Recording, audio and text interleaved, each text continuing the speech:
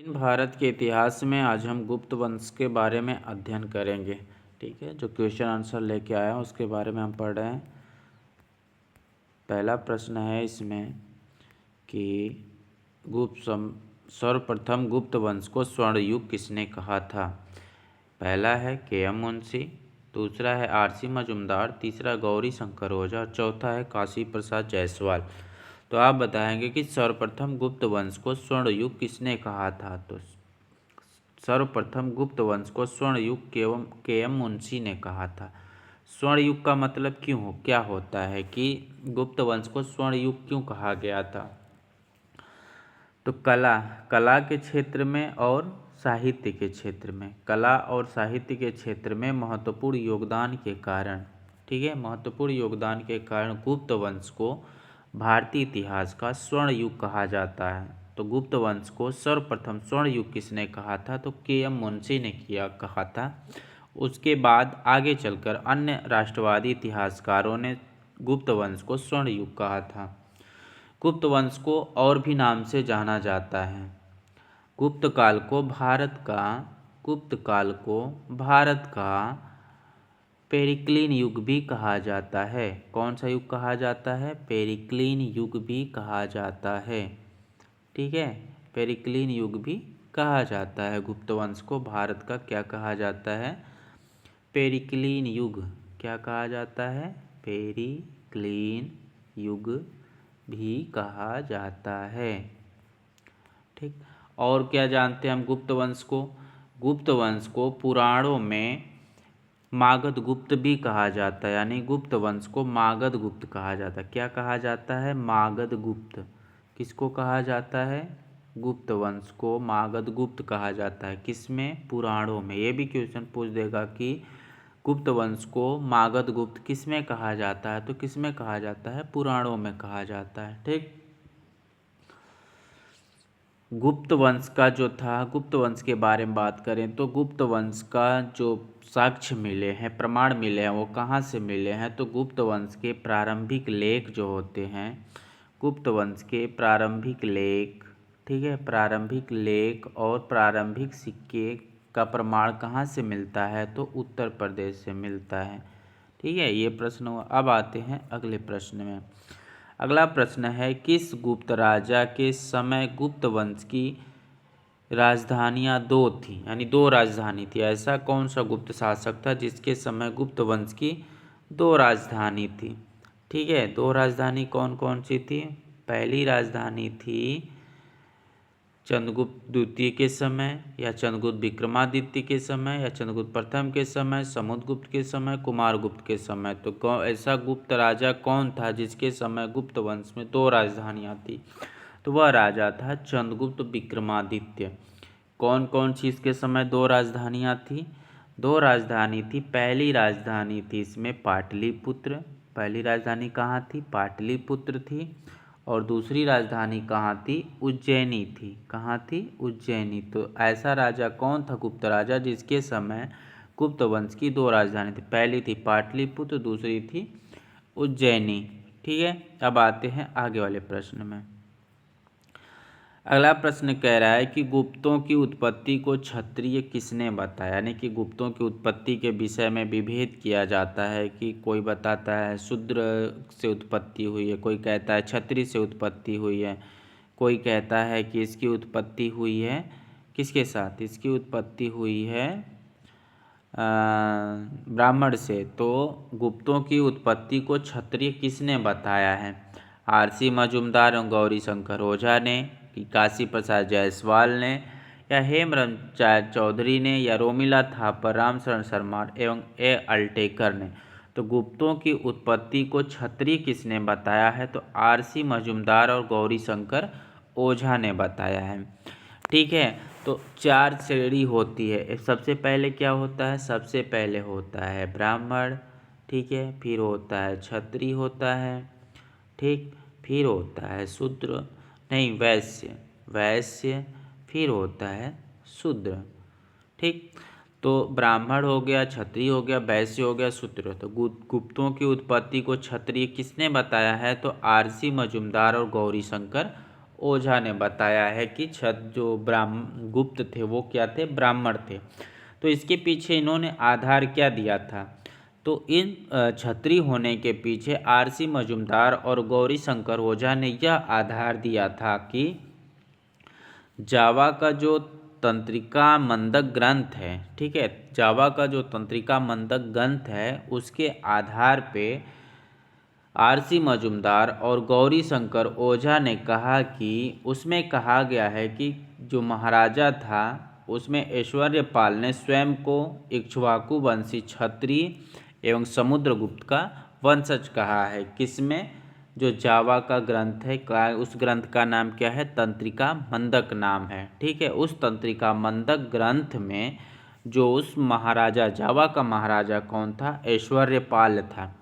ठीक है, जावा का महाराजा जो ऐश्वर्यपाल था उसने स्वयं को इक्ष्वाकु वंशी का क्षत्रिय बताया और कहा कि मैं समुद्रगुप्त का वंशज हूँ। उसके आधार पर गुप्तों की उत्पत्ति को क्षत्रिय किसने माना, तो आरसी मजूमदार और गौरी शंकर ओझा ने माना था। ठीक है, अब बात करते हैं ब्राह्मण की।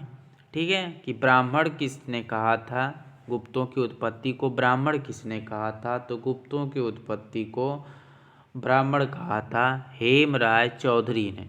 हेमचंद्र राय चौधरी ने गुप्तों की उत्पत्ति को क्या बताया था, ब्राह्मण बताया था। इनको गुप्तों को ब्राह्मण की उत्पत्ति से संबंधित होने का कारण हेमराय चौधरी ने क्या बताया था, तो हेमराय चौधरी का मानना था कि गुप्तों का गोत्र जो था वो धारण था। ठीक है, गुप्तों का गोत्र क्या है, धारण है। ठीक है, इसी धारण गोत्र का उल्लेख हमें प्रभावती गुप्ता के पूना ताम्रपत्र में प्राप्त होता है। यानी प्रभावती गुप्ता का क्या है, पूना ताम्रपत्र। ये भी पूछ सकता है कि पूना ताम्रपत्र किसका है, तो प्रभावती गुप्ता का। तो इसमें धारण का प्रमाण मिलता है, जो गुप्तों का गोत्र जो था वो धारण था, और इसका उल्लेख कहाँ मिलता है, प्रभावती गुप्ता के पूना ताम्रपत्र में मिलता है।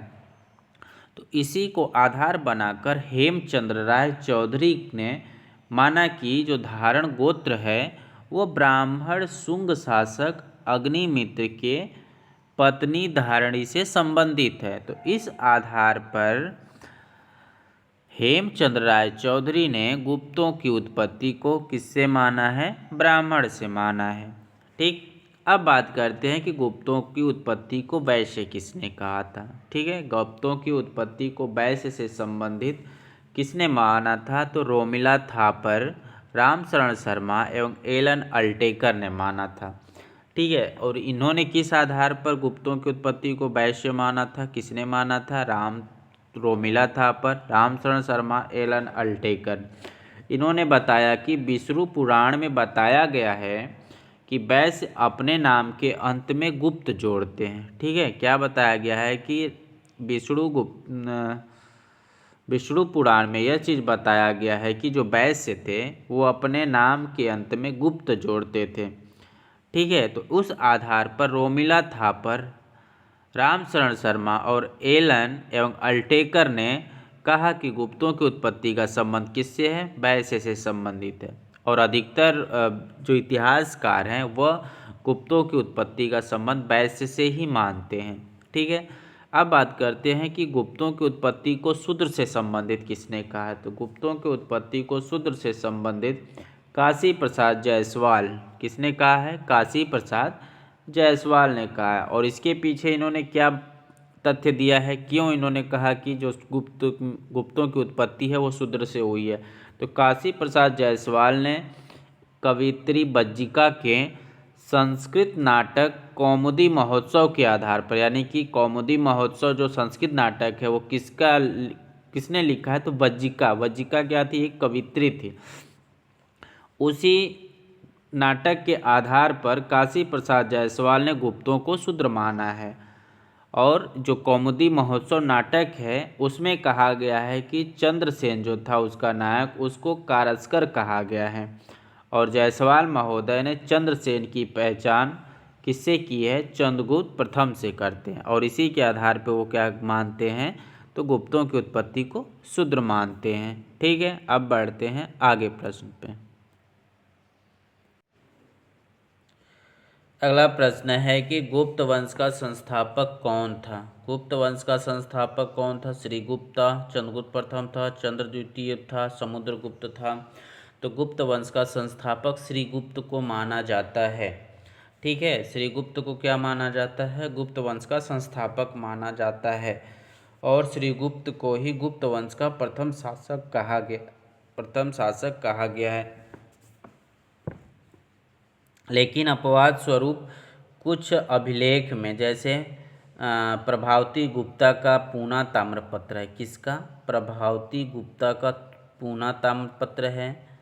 ठीक, और स्कंद गुप्त का सूपिया लेख है। किसका, स्कंद गुप्त का सूपिया लेख। सूपिया लेख में कहा गया है कि जो गुप्त वंश का पहला शासक था वो कौन था, घटोत्कच था। यह अपवाद स्वरूप माना जाता है। ठीक है, तो प्रभावती गुप्ता और इसका प्रभावती गुप्ता के पूना ताम्रपत्र लेख में और समुद्रगुप्त के सूपिया लेख में घटोत्कच को गुप्त वंश का प्रथम शासक माना जाता है। लेकिन वास्तविक रूप से गुप्त वंश का प्रथम शासक किसे माना जाता है, तो श्रीगुप्त को माना जाता है। लेकिन जो श्रीगुप्त थे और घटोत्कच थे, ये दोनों स्वतंत्र शासक नहीं थे, क्योंकि उस समय गुप्त वंश के किसका था, कुषाणों के सामंत रहते थे। ठीक है, यानी गुप्तों का संभवतः गुप्त किसके सामंत थे, तो कुषाणों के सामंत थे। ठीक है, जैसे प्रश्न पूछा कि गुप्त वंश किसके सामंत थे, तो कुषाणों के सामंत थे। एक प्रश्न इसमें भी पूछता है कि श्रीगुप्त के बारे में एक जानकारी हमें मिलती है। श्रीगुप्त के बारे में एक जानकारी क्या मिलती है, किससे, तो इत्सिंग के एक अभिलेख से जानकारी मिलती है। इत्सिंग बताता है कि श्रीगुप्त ने चीनी विद्वानों के लिए या चीनी भिक्षुओं के लिए क्या करता है, चीनी भिक्षुओं के लिए नालंदा में, कहाँ पे, नालंदा में, कहाँ पे, मृग सिखवन है, नालंदा के मृग सिखवन में, कहाँ पे, मृग सिखवन में एक मंदिर बनवाता है। किसके लिए, चीनियों के लिए, चीनियों के भिक्षुओं के लिए एक मंदिर बनवाता है। कहाँ, नालंदा में, मृग सिखावन में। इसकी जानकारी कौन देता है, इत्सिंग देता है। कौन बनाता है, श्रीगुप्त बनाता है। ठीक, अब आते हैं आगे प्रश्न। पहला गुप्त शासक कौन था जिसने महाराजा धीराज की उपाधि धारण की। ठीक है, तो पहला गुप्त शासक कौन था जिसने महाराजा धीराज की उपाधि धारण की, वह चंद्रगुप्त प्रथम था, चंद्रगुप्त द्वितीय था, समुद्रगुप्त था, स्कंदगुप्त था। तो पहला गुप्त शासक था वो था चंद्रगुप्त प्रथम, जिसने महाराजा धीराज की उपाधि धारण की। तो चंद्रगुप्त प्रथम के बारे में यहाँ कुछ पॉइंट देखते हैं। तो चंद्रगुप्त प्रथम ही था जिसने गुप्त संवत प्रारंभ किया था। कौन सा संवत प्रारंभ किया था, गुप्त संवत प्रारंभ किया था। कब, 319 ईस्वी में। ठीक है, 319 ईस्वी में गुप्त संवत प्रारंभ हो जाता है। लेकिन इसकी शुरुआत कब होती है, तो गुप्त संवत का सबसे पहला शुरुआत देखने को मिलता है चंद्रगुप्त द्वितीय के समय।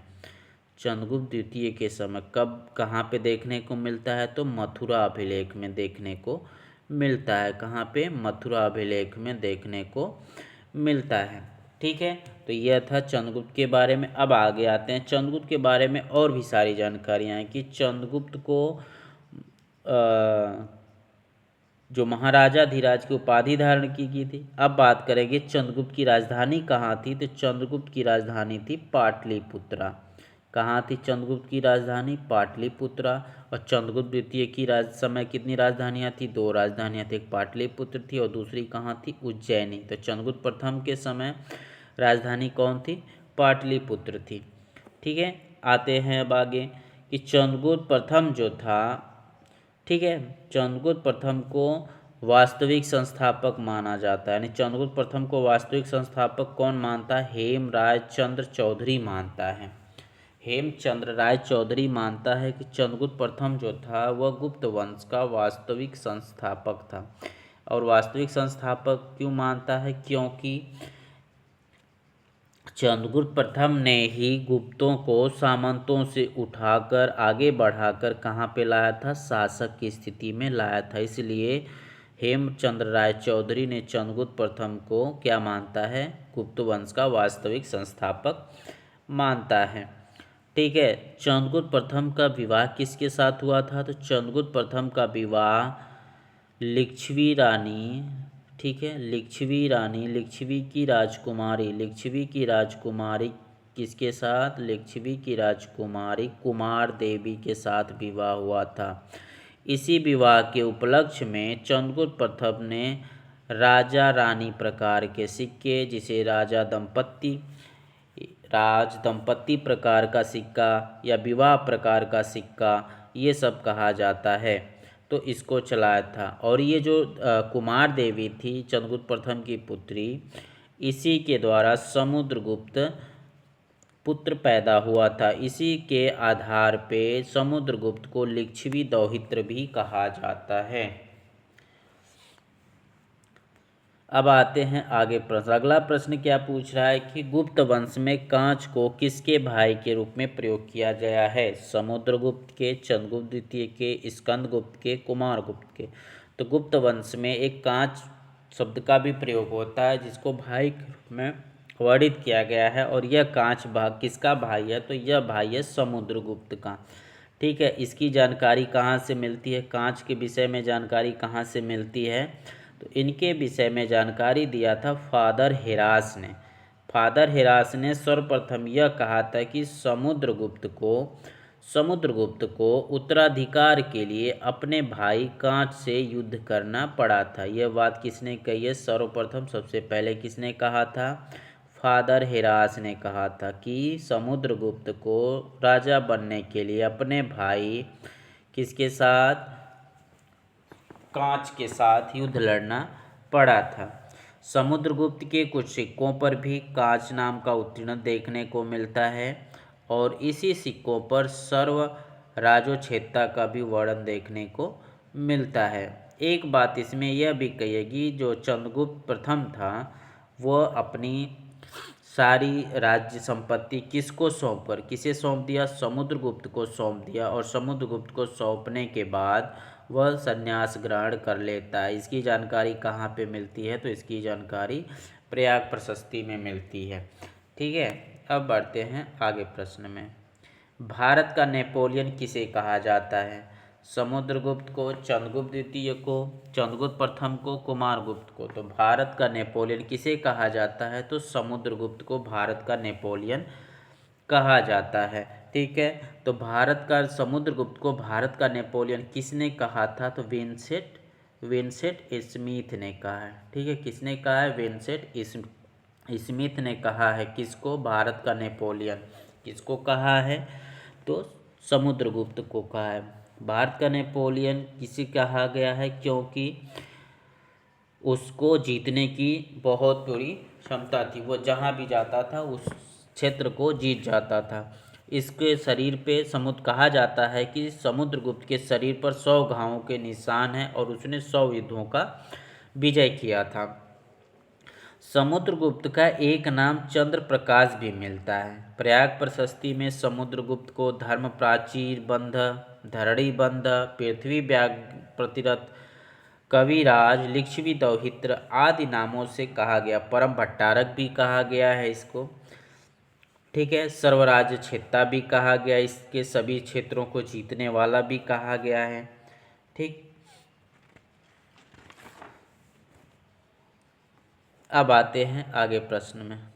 अगला प्रश्न है कि एरर नहीं है, एरण होगा। एरण जो अभिलेख है वह किस गुप्त शासक का भोग नगर था? यानी एरण जो जिला था वह किस गुप्त शासक का भोग नगर था? यहाँ पे देखो दो प्रश्न अगर पूछेगा, एरण अभिलेख किससे है? तो एरण अभिलेख जो है वो भानुगुप्त से संबंधित है, जिसमें सती प्रथा का उल्लेख मिलता है। तो वो अभिलेख जो है, एरण अभिलेख जो है वो किसका है? वो है भानुगुप्त का। ठीक है, लेकिन एरण जो है वो किस शासक का भोग नगर था? तो वह था समुद्रगुप्त का। ठीक है, एरण किस गुप्त शासक का भोग नगर था? तो समुद्रगुप्त का। एरण कहाँ पे है? एरण जिला कहाँ पे है? एरण है मध्य प्रदेश में। कहाँ पे है? मध्य प्रदेश में है एरण। ठीक है, एरण अभिलेख में बताया गया है कि समुद्रगुप्त की जो पत्नी दत्ता देवी थी, ठीक है, समुद्रगुप्त की पत्नी दत्ता देवी एवं उनके पुत्र और पौत्र को बताया गया है इसमें। ठीक है, इसमें कहा गया है, एरण अभिलेख में कहा गया है कि समुद्रगुप्त जो था वो प्रसन्न होने पर कुबेर और नाराज होने पर यमराज के समान हो जाता था। यानी प्रसन्न होने पर किसके समान हो जाता था? कुबेर के समान। और नाराज होने पर किसके समान हो जाता था? तो यमराज के समान हो जाता था। ठीक है। किस अभिलेख में वर्णन मिलता है? तो एरण अभिलेख में मिलता है। एरण अभिलेख किसका है? भानुगुप्त का है। ठीक है। अब आते हैं आगे प्रश्न में। आगे प्रश्न कह रहा है कि प्रयाग प्रशस्ति को किस इतिहासकार ने मरणोत्तर अभिलेख कहा है? ठीक है। प्रयाग प्रशस्ति को किस इतिहासकार ने मरणोत्तर अभिलेख कहा है? तो फ्लिट ने कहा है, विन स्मिथ ने कहा है, या वेनसांग ने कहा है, या कालिदास ने कहा है। तो प्रयाग प्रशस्ति को फ्लिट ने मरणोत्तर अभिलेख कहा है। किसने कहा है? फ्लिट ने कहा कि यह एक मरणोत्तर अभिलेख यानी मरने के बाद लिखा गया अभिलेख है। बात करेंगे प्रयाग प्रशस्ति के बारे में कि प्रयाग प्रशस्ति क्या है। ठीक है। तो प्रयाग प्रशस्ति का मतलब राजाओं की प्रशंसा करना। ठीक है। ये प्रयाग में मिलना है तो इसलिए इसको प्रयाग प्रशस्ति कहा जाता है। यह कहा जाता है कि पाषाण पे लिखी हुई समुद्रगुप्त की आत्मकथा है। ठीक है। प्रयाग प्रशस्ति जो है वो किस पे लिखी गई है? पाषाण पे लिखी गई है। लिखी गई है क्या है? आत्मकथा है। किसकी? समुद्रगुप्त की आत्मकथा है। ठीक है। समुद्रगुप्त की प्रयाग प्रशस्ति पर किसका उत्कीर्णन है? अशोक का भी उत्कीर्ण किया गया। यानी अशोक की भी बातें इसमें लिखी गई है। किस पे? प्रयाग प्रशस्ति पे। अगर प्रयाग प्रशस्ति की स्थिति की बात करें तो यह कहाँ पे है? प्रयाग प्रशस्ति कहाँ पे है? कौशाम्बी में है। कहाँ पे है? कौशाम्बी में है। और ये मूलतः यानी कि इसका जो मूल प्रमाण था यानी मूलतः शुरू में कहाँ थी? कौशाम्बी में थी। बाद में जहांगीर अकबर के समय में यानी अकबर के काल में जहांगीर ने कौशाम्बी से इसको कहाँ स्थापित करा दिया? इलाहाबाद के किले में स्थापित करवा दिया। यानी कि पूछेगा कि प्रयाग प्रशस्ति मूलतः कहाँ थी, शुरू में कहाँ थी? तो वो कौशाम्बी में थी।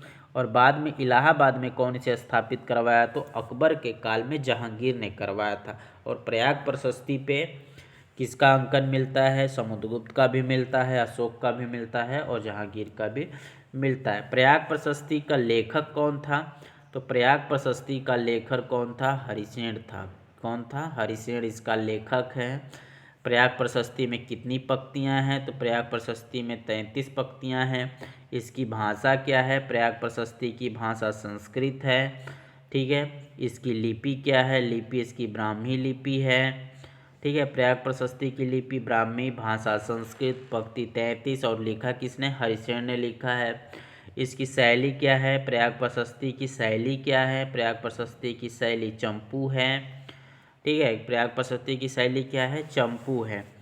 प्रयाग प्रशस्ति के बारे में बात करें तो प्रयाग प्रशस्ति में गंगा अवतरण का उल्लेख किया गया है। ठीक है। किसका उल्लेख किया गया? गंगा अवतरण का उल्लेख किया गया है। इसमें शंकु, नाराज, परशु, सर, भिंदीपाल, तोमर आदि शस्त्रों का भी उल्लेख किया गया है। प्रयाग प्रशस्ति की बात करें तो प्रयाग प्रशस्ति में यह कहा गया है कि गंधर्व विद्या में, ठीक है, क्या कहा गया है कि गंधर्व विद्या में प्रवीणता के कारण समुद्रगुप्त ने क्या किया कि इंद्र के आचार्य, किसके आचार्य? इंद्र के आचार्य कश्यप, तुम्बरु, नारद आदि को लज्जित कर दिया था। किसमें कहा गया है? प्रयाग प्रशस्ति में। किसके लिए कहा गया है? समुद्रगुप्त के। किसको लज्जित किया है? तो इंद्र के आचार्य कश्यप, तुरूप और नारद को लज्जित कर दिया है। प्रयाग प्रशस्ति में राज्यसभा का भी उल्लेख मिलता है। यानी कि राज्यसभा का उल्लेख किसमें मिलता है? तो राज्यसभा का उल्लेख प्रयाग प्रशस्ति में भी मिलता है, जिसके सदस्य सभ्य कहा जाते थे। यानी राज्यसभा के सदस्य क्या कहे जाते थे? सभ्य कहे जाते थे। ठीक है। प्रशस्ति पर किसका अंकन है? प्रयाग प्रशस्ति पर किसका किसका अंकन है? तो जहांगीर। प्रयाग प्रशस्ति पर जहांगीर एवं बीरबल का लेख भी है। किसका लेख है? जहांगीर का भी लेख है, बीरबल का भी लेख है। जहांगीर का लेख किस में है? जहांगीर का लेख फारसी में है। यानी प्रयाग प्रशस्ति पर लेख है, जहांगीर का लेख, बीरबल का लेख है। तो जहांगीर का लेख किसमें है? फारसी में है। यानी कि जहांगीर ने अपने पसंदीदा लेखक अब्दुल्ला मुश्किन कलाम से लिखवाया था। ठीक है, यानी यह लेख किससे लिखवाया था? तो जहांगीर ने यह लेख अपने पसंदीदा लेखक अब्दुल्ला मुश्किन कलाम किसे लिखवाया था? अब्दुल्ला अब्दुल्ला मुश्किल अब्दुल्ला मुश्किल कलाम से लिखवाया था ये बात। ठीक है, प्रयाग प्रशस्ति के बारे में और भी सारी बातें हैं, यानी कि प्रयाग प्रशस्ति जो थी उसके बारे में 2 तिथियां दी गई, ना तो कोई तिथि है इसकी।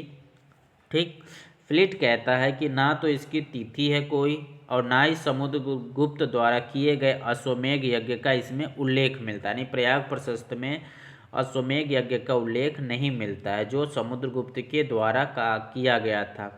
इसलिए जो फ्लिट इतिहासकार थे उन्होंने कहा कि यह जो प्रशस्ति है यह प्रशस्ति मरणोपरांत है। ठीक है, और ह्वेनसांग जो था, ह्वेनसांग क्या करता है कि प्रयाग प्रशस्ति के बारे में कोई वर्णन करता ही नहीं है। ठीक है, ह्वेनसांग जो था वह प्रयाग प्रशस्ति के बारे जब यात्रा करने आया था तो प्रयाग प्रशस्ति के बारे में कुछ बात करता ही नहीं है। ठीक, अब आते हैं आगे प्रश्न में। आर्यावर्त का प्रथम युद्ध प्रयाग प्रशस्ति के कौन सी पंक्ति में वर्णित है? ठीक है, यह प्रश्न पूछा है कि जो आर्यावर्त का प्रथम युद्ध हुआ था वो प्रयाग प्रशस्ति के कौन सी पंक्ति में वर्णित है। यानी कि अभी हमने पढ़ा कि प्रयाग प्रशस्ति में कितने पंक्ति हैं, तो 33 पंक्ति है। तो आर्यावर्त का जो प्रथम युद्ध हुआ प्रयाग प्रशस्ति कौन सी पंक्ति में वर्णित है? तो 13वीं से 14वीं पंक्ति में, 21वीं पंक्ति में, 23 से 24वीं पंक्ति में, 22वीं पंक्ति में। तो आर्यावर्त का जो प्रथम युद्ध हुआ था वह प्रयाग प्रशस्ति के 13वीं से 14वीं पंक्ति में वर्णित है। ठीक है, 13वीं से 14वीं पंक्ति में जो वर्णित किया गया है प्रयाग प्रशस्ति में आर्यावर्त का प्रथम युद्ध था। तो इस युद्ध में समुद्रगुप्त ने किन किन शासकों को हराया था? यानी 13वीं से 14वीं पंक्ति में किसका वर्णन है? आर्यावर्त के प्रथम युद्ध का वर्णन है। तो इस युद्ध में समुद्रगुप्त ने किसको हराया था? तो इसमें 3 शासकों को हराया था। 3 शासकों को इसने हराया था। पहला अच्युत, पहला शासक कौन था? अच्युत को हराया था। दूसरा शासक कौन था? दूसरा शासक था नागसेन। ठीक है, नागसेन को हराया था। ये जो नागसेन थे ये ग्वालियर के पद्मावती में शासन था। ठीक है, कहाँ पे था? जो नागसेन था वो ग्वालियर में। तीसरे शासक को जो हराया था आर्यावर्त के प्रथम युद्ध में वो था कोतकुलज। कौन था? कोतकुलज शासक था। कौन शासक था? कोतकुलज शासक था। इसमें कहा गया है तीसरे शासन में कि जब समुद्रगुप्त पाटलिपुत्र में खुशियां मना रहा था तब कोतकुलजों ने उसे बंदी बना दिया था। ठीक है, अब बात करेंगे इसमें 21वीं पंक्ति में। ठीक, कि 21वीं पंक्ति में क्या हुआ था? आर्यावर्त का हमने देखा कि 13वीं और 14वीं पंक्ति में किसका वर्णन किया गया? तो आर्यावर्त के प्रथम युद्ध का वर्णन किया गया है। 21वीं पंक्ति में किसका वर्णन किया गया है? तो 21वीं जो पंक्ति थे, 21वीं पंक्ति में आर्यावर्त के द्वितीय युद्ध का वर्णन किया गया है। नहीं, ठीक है, 21वीं प्रयाग प्रशस्ति के 21वीं पंक्ति में किसका वर्णन किया गया? आर्यावर्त के द्वितीय युद्ध का वर्णन किया गया है इसमें। ठीक है, इस द्वितीय युद्ध में, आर्यावर्त के द्वितीय युद्ध में समुद्रगुप्त ने कितने राजाओं को हराया था? तो 9 राजाओं को हराया था। ठीक है, कितने राजाओं को हराया था? 9 राजाओं को हराया था। ठीक है, यानी इस तरह से कहा जाता है कि जो प्रयाग प्रशस्ति की 13वीं हो गई, 14वीं हो गई और 21वीं पंक्तियों में किसका उल्लेख है? तो आर्यावर्त के युद्ध का उल्लेख है। पूछ देगा कि आर्यावर्त के युद्धों का उल्लेख प्रयाग प्रशस्ति में कौन कौन से पंक्तियों में मिलता है? तो 13वीं में मिलता है और 14वीं में और 21वीं में। 13वीं और 14वीं में कौन सा है? तो पहला युद्ध है आर्यावर्त का। और 21वीं पंक्ति में किसका युद्ध है? तो द्वितीय युद्ध है। 13वीं से और 14वीं युद्ध में 3 राजाओं को हराता है और 21वीं युद्ध पंक्ति में कितने राजाओं को हराता है? तो 9 राजाओं को हराता है। ठीक है, इसमें जो, तो इस तरह से जो समुद्रगुप्त था 9 राजा द्वितीय 9 लोगों को, 9 राजाओं को हराता है दूसरे युद्ध में और 3 राजाओं को हराता है पहले युद्ध में। तो इस तरह से आर्यावर्त के कितने राजाओं को हरा देता है? तो 12 राजाओं को हरा देता है। ठीक है, तो इसका वर्णन हमें कहाँ मिलता है? प्रयाग प्रशस्ति के 13वीं से 14वीं और 21वीं पंक्ति में मिलता है। अब बात करेंगे इसमें 23वीं और 24वीं पंक्ति में। 23वीं और 24वीं पंक्ति में किसका वर्णन मिलता है? तो 23वीं और 24वीं पंक्ति में विदेशी शक्तियों का वर्णन देखने को मिलता है यहाँ पे हमें। ठीक है, कौन कौन सी विदेशी शक्तियाँ हैं, विदेशी शक्तियाँ कौन कौन सी हैं जो 23वीं 24वीं पंक्ति में मिलती है। तो इसमें कुषाण है, ठीक है, कौन है, कुषाण है, ठीक है, शक है, ठीक है, और कौन है, मुरुंड है, और कौन है, सिंघल है। तो इन 4 विदेशी शक्तियों का वर्णन इसमें मिलता है 23वीं से 24वीं पंक्ति में देखने को मिलता है। अब बात करेंगे 22वीं पंक्ति में, यानी कि प्रयाग प्रशस्ति के 22वें पंक्ति में किसका वर्णन है। तो इसमें क्या करता है कि इसका उल्लेख जो मिलता है इसमें प्रत्यंत यानी सीमावर्ती राज्यों की विजय करता है। ठीक है, 22वीं पंक्ति में किसका विजय करता है, तो सीमावर्ती राज्यों की विजय करता है इसमें। ठीक है, इसमें 23 और 24 में विदेशी शक्तियों से इसका संबंध मिलता है। 21वीं 23वीं 24 में आर्यावर्त का युद्ध करता है, और 22वीं पंक्ति में किसका है, तो ये सीमावर्ती राज्यों का विजय करता है इसमें। ठीक है, इसे राज्य को इसमें 2 कोटियाँ थी, यानी सीमावर्ती जो राज्य थे इसमें एक राजतंत्र भी था और गणतंत्र भी था। राजतंत्र के रूप में जो देखने को मिलते हैं 22वीं पंक्ति में जो सीमावर्ती राज्य के बारे में उल्लेख मिलता है, इसमें राजतंत्र कौन कौन से, राजतंत्र देखने को मिलता है और गणतंत्र, 2 तरह के इसमें सीमावर्ती देखने को मिलते हैं। तो राजतंत्र में इसमें समतट है, कौन है, समतट है, समतट, डवाक, कामरूप और करतुरपुर और नेपाल। यानी कि राजतंत्र में कौन कौन सा है, नेपाल है, करतुरपुर है, कामरूप है और डवाक है और समतट है। समुद्रगुप्त जो था वो पहला गुप्त शासक था जिसने बंगाल एवं ताम्रलिप्ति बंदरगाह पर स्थापित किया था। यानी कि समुद्रगुप्त जो था वो सब पहला राजा था जिसने क्या किया था कि बंगाल एवं ताम्रलिप्ति पे अधिकार जमाया था। ठीक है, अब इसमें बात करें गणतंत्र की। ठीक है, कि 22वें पंक्ति में जो समवर्ती राज्य में गणतंत्र के बारे में जानकारी मिलती है। तो गणतंत्र जो राज्य थे इसमें कौन कौन से थे, तो इसमें 9 गणतंत्रों का उल्लेख मिलता है। ठीक है, कौन कौन से, खरपरिक, पारजुन्य, मालव, यौधेय, अर्जुनायन, काक, सनकानिक, आभीर एवं मद्रक के बारे में जानकारी मिलती है। अब आते हैं आगे प्रश्न पे। आगे वाला प्रश्न क्या कह रहा है कि समुद्रगुप्त के दक्षिणापथ नीति क्या कहलाती है। ठीक है, समुद्रगुप्त की दक्षिणापथ की नीति क्या कहलाती है उसके बारे में पूछा है इसमें। तो पहला है ग्रहण मोक्षानुग्रह, प्रसवोद्धरण, करदानाज्ञाकरण, परामागमन। चौथा कह रहा है परचरी की कृत।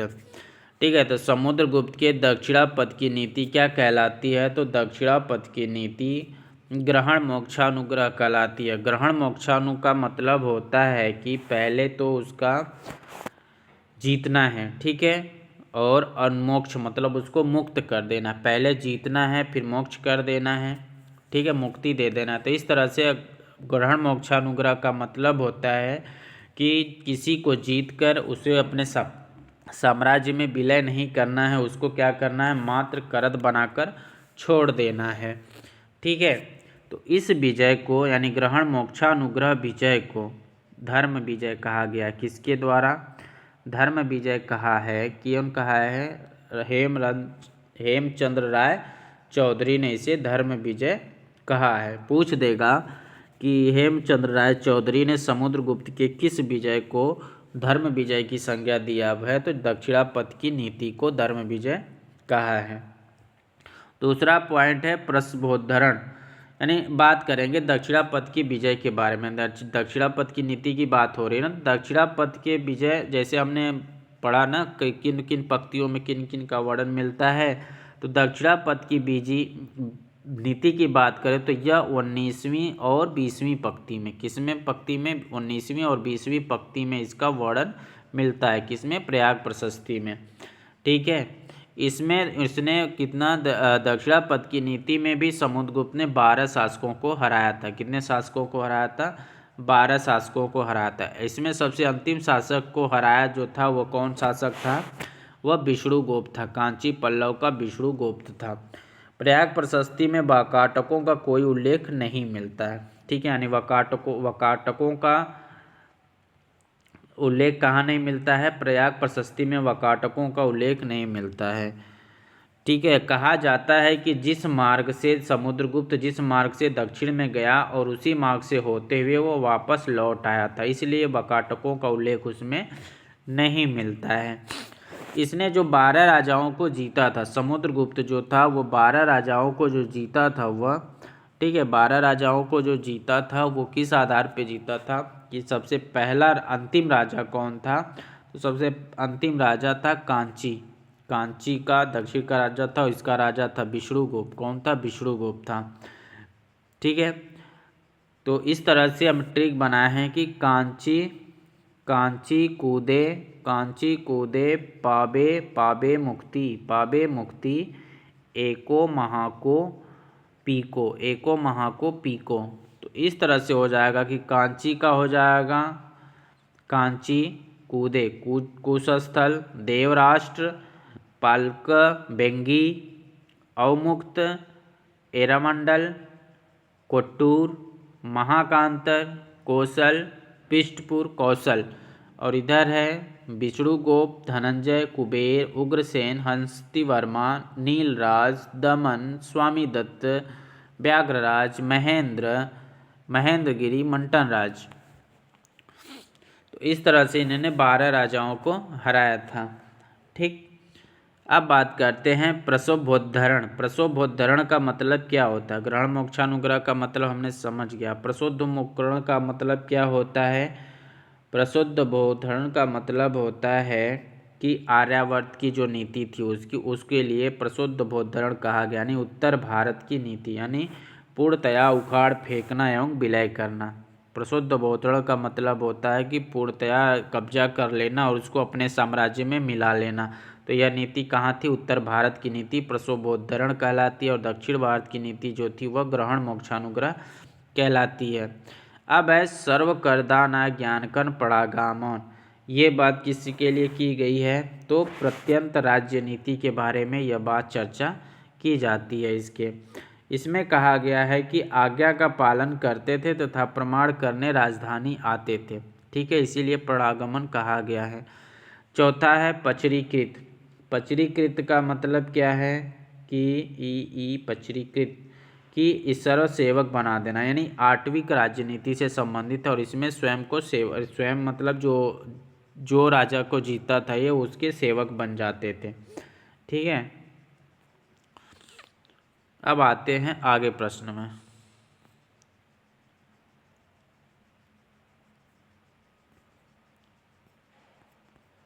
अगला प्रश्न है कि प्रयाग प्रशस्ति के 23वीं और 24वीं पंक्तियों में किन विदेशी शक्तियों का उल्लेख है? तो प्रयाग प्रशस्ति के 23वीं और 24वीं पंक्तियों में कुषाण, शक, मुरंड और सिंघल, ये सभी यानी कि सभी जो विदेशी शक्तियाँ, इन सभी का वर्णन वहाँ पे देखने को मिलता है। बात करेंगे कुषाण के बारे में। तो कुषाण क्या थे? जो कुषाण थे वो समुद्रगुप्त का समकालीन कुषाण नरेश किदार था। यानी कुषाण वंश का जो शासक था वो समुद्र काल में कौन राजा था? कुषाण का किदार नाम का राजा शासन कर रहा था उस समय। ठीक है, और जो यह केदार था ये कहाँ पे शासन कर रहा था? पंजाब में पेशावर का शासक था। ठीक है, यह जो किदार था यह समुद्रगुप्त की मदद पाकर सासानी नरेश शापुर द्वितीय की अधीनता से मुक्त हो गया था। ठीक है, किससे मुक्त हो गया था? तो सासानी नरेश शापुर द्वितीय, किसके? शापुर द्वितीय की अधीनता से क्या हो गया था? मुक्त हो गया था। ठीक है, अब बात करेंगे दूसरे राजा के बारे में, शक के बारे में। ये शक कौन था? तो ये पश्चिम भारत में रहते थे। शक जो थे वो कहाँ पे रहते थे? पश्चिम भारत में रहते थे। कहाँ पे? मालवा, गुजरात, फिर काठियावाड़। यानी शक जो थे वो पश्चिम भारत में रहते थे। कहाँ रहते थे? मालवा, गुजरात और काठियावाड़ में रहते थे।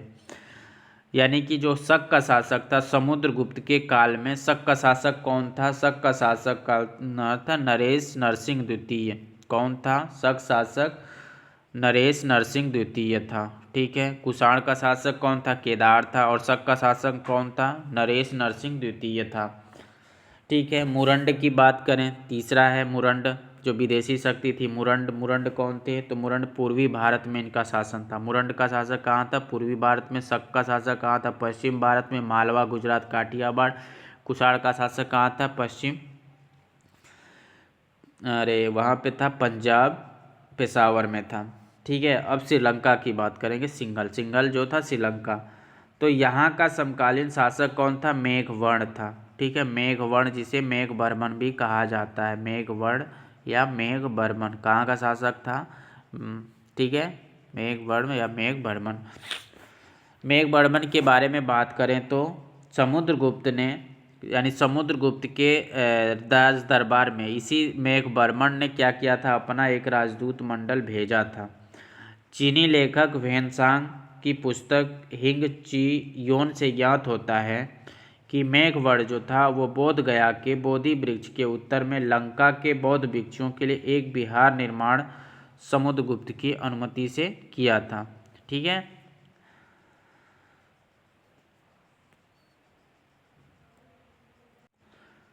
अगला प्रश्न है, पूछ रहा है कि समुद्रगुप्त ने अश्वमेध यज्ञ कब किया था? प्रयाग प्रशस्ति लिखे जाने से पहले, प्रयाग प्रशस्ति लिखे जाने के बाद, अश्वमेध यज्ञ के उपलक्ष्य में प्रयाग प्रशस्ति लिखवाया, या इसका कोई प्रमाण नहीं मिलता है। तो समुद्रगुप्त ने अश्वमेध यज्ञ कब किया था? तो प्रयाग प्रशस्ति लिखे जाने के बाद अश्वमेध यज्ञ किया था। इसलिए प्रयाग प्रशस्ति में समुद्रगुप्त के अश्वमेध यज्ञ का वर्णन नहीं मिलता है। अश्वमेध यज्ञ समुद्रगुप्त जो द्वारा जो अश्वमेध यज्ञ किए गए थे, इस अश्वमेध यज्ञ की पुष्टि 3 अभिलेखों से या 3 स्रोतों से होती है। कौन कौन से? स्कंदगुप्त का भीतरी अभिलेख, ठीक है, स्कंदगुप्त का भीतरी अभिलेख से समुद्रगुप्त द्वारा जो अश्वमेध यज्ञ कहा गया था उसकी जानकारी मिलती है। समुद्रगुप्त के द्वारा जो अश्वमेध प्रकार का सिक्का चलाया गया था उससे जानकारी मिलती है। और तीसरा है प्रभावती गुप्ता के पूना ताम्रपत्र अभिलेख से जानकारी मिलती है, जिसमें कहा गया है कि समुद्रगुप्त ने अनेक अश्वमेध यज्ञ किया था। इसकी जानकारी हमें मिलती है, लेकिन प्रयाग प्रशस्ति से अश्वमेध यज्ञ की जानकारी नहीं मिलती है, क्योंकि प्रयाग प्रशस्ति लिखे जाने के बाद उसने इसकी रचना करवाया था।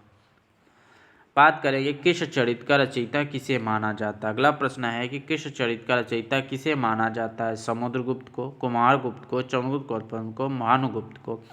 तो किस चरित्र का रचयिता समुद्रगुप्त को माना जाता है? ठीक है। समुद्रगुप्त के प्रसिद्ध बौद्ध विमान, एक बात इसमें भी देखने को मिलती है कि जो समुद्रगुप्त था उसने अपने मंत्री किसे नियुक्त किया था? तो वसुबंधु को समुद्रगुप्त ने अपना मंत्री नियुक्त किया था। और ये वसुबंधु कौन था? बौद्ध विद्वान था। ठीक है, कौन था? बौद्ध विद्वान था ये। अगला प्रश्न है, समुद्रगुप्त ने कितने प्रकार के स्वर्ण मुद्राओं का प्रचलन किया था? तो समुद्रगुप्त ने 6 प्रकार के, कितने प्रकार के? 6 प्रकार के स्वर्ण मुद्राओं का प्रचलन किया था। पहला मुद्रा कौन था? पहला मुद्रा था ध्वजधारी, क्या था? ध्वजधारी, दंडधारी या गरुड़ प्रकार के सिक्के। ठीक है, हाँ ये दिया है आगे, तो उसमें हम बात करेंगे। पहला क्या है? पहला है ध्वजधारी, दंडधारी या गरुड़ प्रकार के सिक्के। दूसरा धनुर्धारी प्रकार के सिक्के। तीसरा है परशुधारी प्रकार के सिक्के। चौथा है अश्वमेध प्रकार के सिक्के। यानी 6 प्रकार के सिक्के उसने जारी किए थे। और एक है व्याघ्र निहंता प्रकार का, एक है व्याघ्र निहंता प्रकार का सिक्का है, व्याघ्र निहंता। और छठा क्या है? 5वां हो जाएगा, और छठा हो जाएगा बीड़ा वादन प्रकार के सिक्के। तो इस तरह से समुद्रगुप्त ने 6 प्रकार के स्वर्ण सिक्कों का प्रचलन किया था उसने।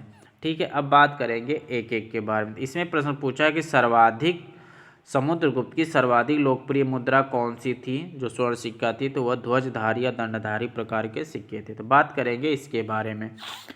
तो समुद्रगुप्त की सर्वाधिक लोकप्रिय मुद्रा थी ध्वजधारी, दंडधारी या गरुड़ प्रकार के सिक्के।